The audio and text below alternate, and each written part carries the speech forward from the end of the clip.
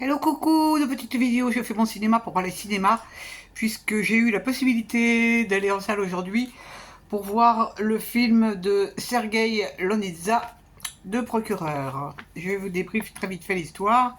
Donc ça se passe en Russie en 1937, en pleine ère stalinienne, une ère extrêmement sympathique, où un jeune procureur va avoir l'opportunité de rendre visite à un prisonnier qui a réussi à envoyer un courrier alors que tous les courriers qui sont faits par les prisonniers politiques sont détruits. Donc il va se rendre dans la prison où le monsieur est détenu. Et là, il va découvrir et apprendre qu'il y a des choses abominables qui se passent. Des tortures, vraiment l'horreur dans toute sa splendeur de cette époque. Donc il va essayer, il est tout jeune, hein, il est à fond.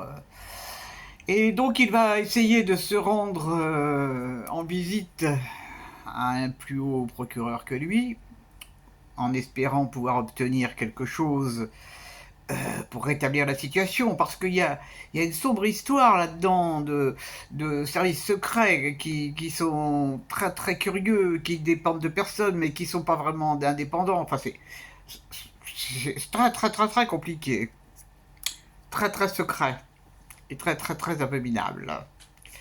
Donc il va avoir rendez-vous avec le procureur et il va expliquer le cas de cette personne qui est détenue, qui a écrit un message, comme il n'avait pas la possibilité d'avoir un crayon, qui a écrit le message même avec son sang. Et puis on va voir les suites qui vont être données à ce rendez-vous avec ce grand procureur. Je vous raconte pas la fin. La fin, de toute manière, dans le film, on sent, dès le départ, on sait quelle va être la fin. Il y a une telle... C'est tellement un régime abominable euh, qu'on se doute bien qu'il ne va pas en sortir avec les félicitations du jury. Alors, bon, le film est très bien réalisé. Le sujet est intéressant. Hein. Et ça se passe en 1937, mais ça paraît terriblement d'actualité. Ouh là là.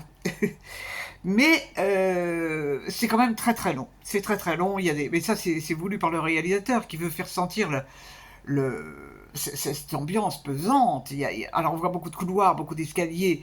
Il y a des salles d'attente aussi. Il y a des choses très très étonnantes dans ce film.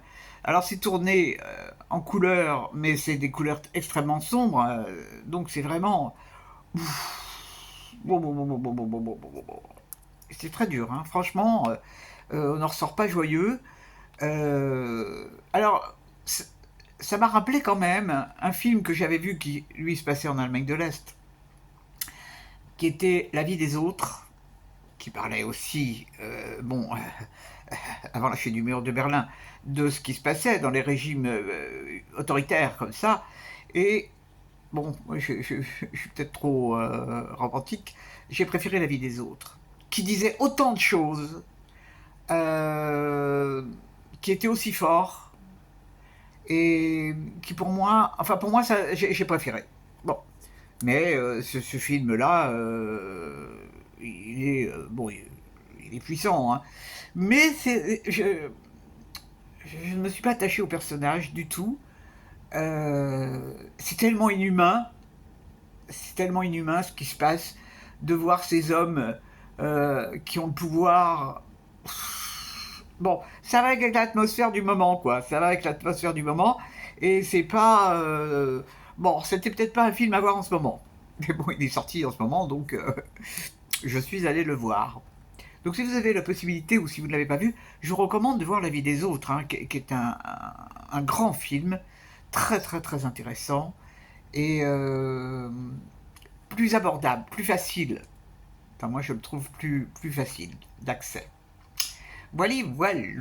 Sinon, eh bien, c'était amusant parce que j'ai réussi à aller le voir à Bastille, où évidemment, eh ben, il y avait des manifs, moralité, pour rentrer, c'était pas évident. Bon, comme d'hab, comme d'hab, comme d'hab.